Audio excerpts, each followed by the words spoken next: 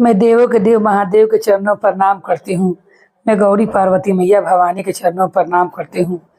मैं कार्तिक गणेश दोनों भैया के चरणों पर प्रणाम करती हूँ। मैं सभी देवी दुर्गा के चरणों पर प्रणाम करती हूँ। जितने गुरु भाई बहन लोग उनको मैं प्रणाम करती हूँ और महादेव से ही दया मांगती हूँ कि हे महादेव आप सब पर दया कीजिए, आप पल पल दया कीजिए। हे महादेव गुरु भाई बहन लोग, आज आप लोग के मैं एक दुखियारी शिष्या की कथा सुनाने वाली हूँ। कैसे बाढ़ में वो कितना दुख से झेलती है जब बाहर आ जाता है तो, और कैसे गुरु उन पर दया करते हैं और कैसे वो बाढ़ में कहाँ रहती है बेचारी और कहाँ से कहाँ चली जाती है रहकर। इसी के बारे में कथा है भाई बहन लोग, शुरू से अंत तक कथा को सुनिए और इस कथा को रहस्य को जानिए कैसे गुरु दया करते हैं। एक गांव में निरंजन अपना पत्नी के साथ रहता था।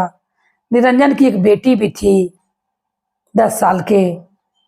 वो मेहनत मजदूरी करने जाया करता था और उसका पलानी का घर था। वो एक सेठ जी ही काम करता था पलानी के घर। वो हर साल सोचता था कि अगली बार मैं कपरासी से छवा दूंगा, मगर पैसा ही इतना नहीं बचता था कि जिससे वो अपना घर को छवा सके और उसमें रह सके। जब भी पानी बरसे बेचारा रात भर सोए नहीं और दोनों पति पत्नी अपना बेटी के बिस्तर पर बैठकर एक कठौती लेकर और दोनों आर खिले रहें, उसी में पानी चुए, क्योंकि जहाँ पर उनका बिछौना लगा हुआ था वहाँ पर ज़्यादा चुका था।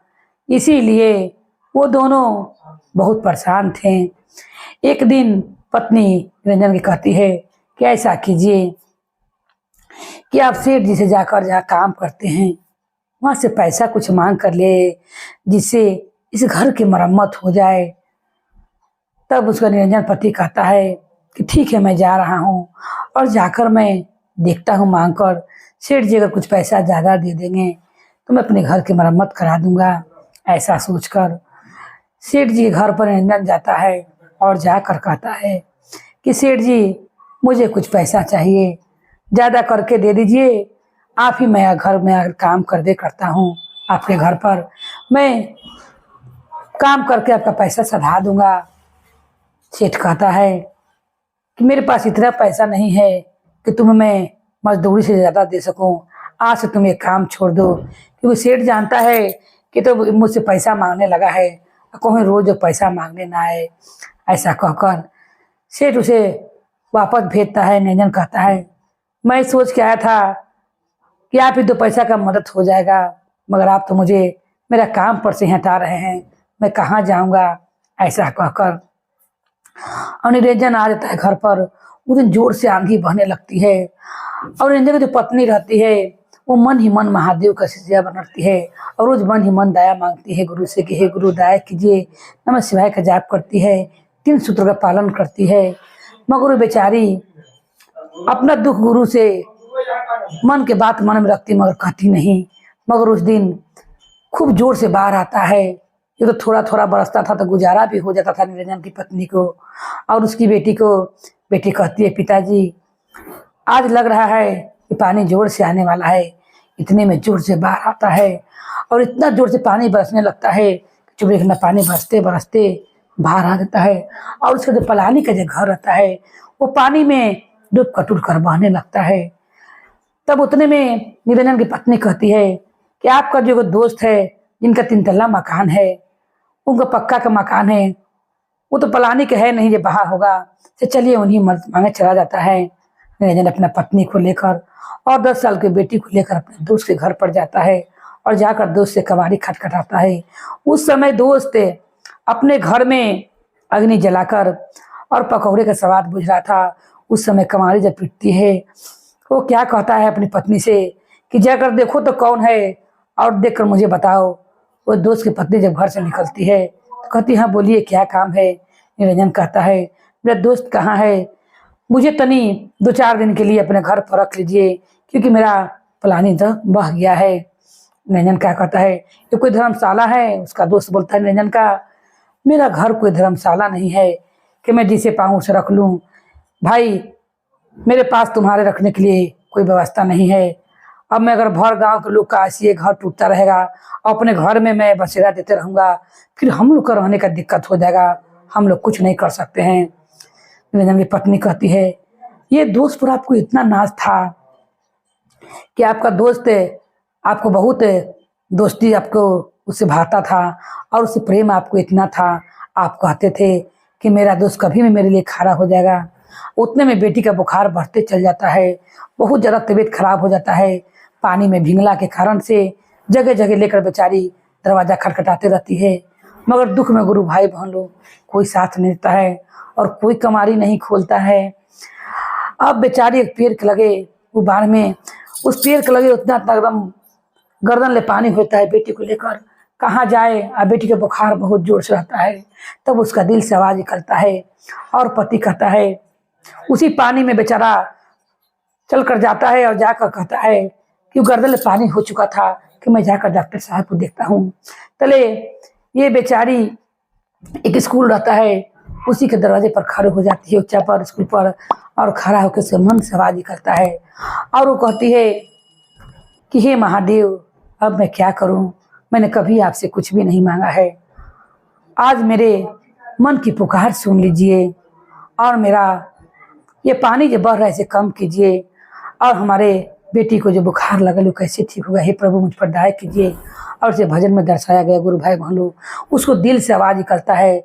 जब पति डॉक्टर के जाता है उसी पानी में तैर कर, और डॉक्टर भी कहता है कि इस पानी में मैं कहाँ जाऊँगा, तुम्हारी बेटी को ठीक करने के लिए जाऊँगा, अब मैं भी कहूँ डूब गया तो क्या होगा।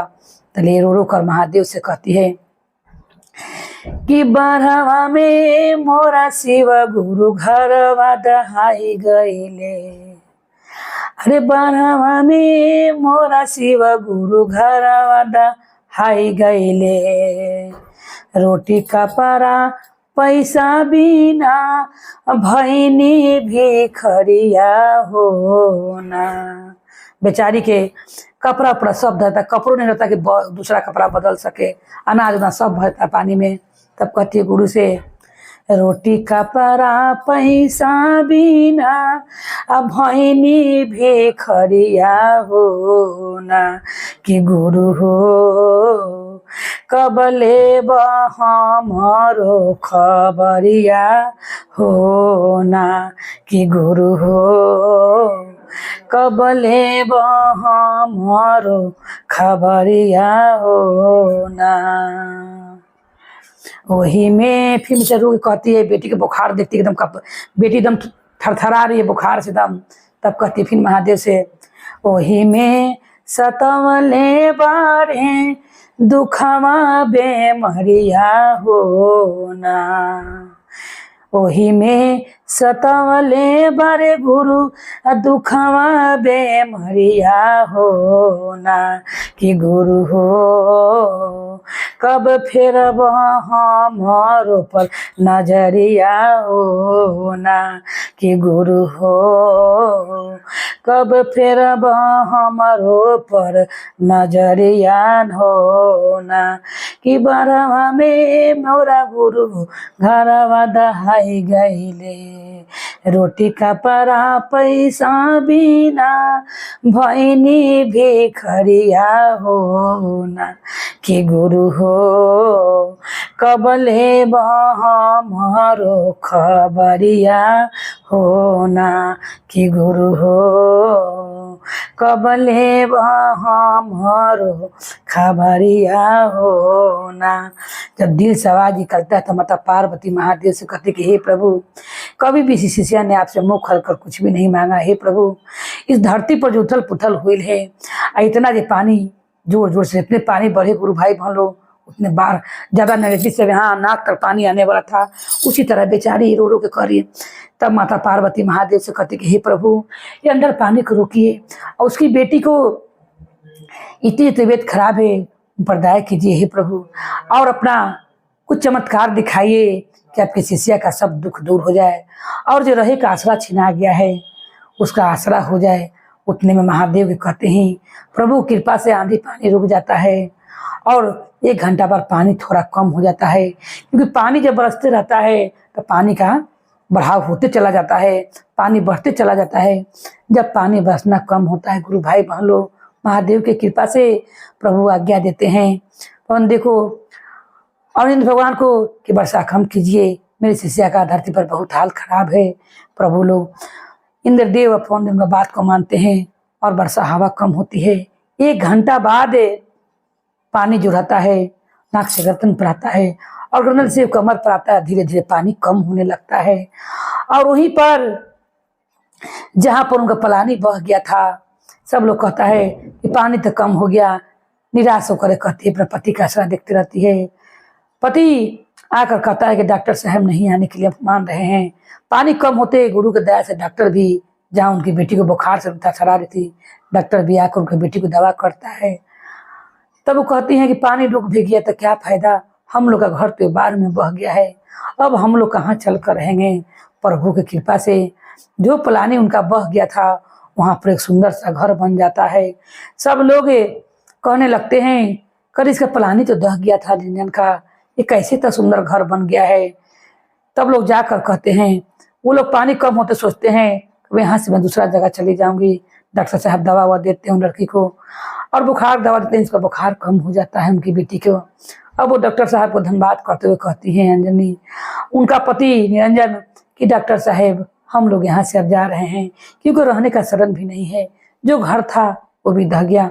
उतने में गाँव के लोग आ रहते हैं और कहते हैं, करे निरंजन ये तो चमत्कार हो गया, तुम्हारे पलानी तो बह गया मगर पलानी की जगह एक सुंदर घर बन गया है। ये सुनकर निरंजन की पत्नी बहुत प्रसन्न होती है और समझ जाती है कि मेरे दिल से जो आह निकला हुआ था, महादेव ने मेरी पुकार को सुना है और प्रभु ने मेरे रहने के लिए शरण दे दिया है।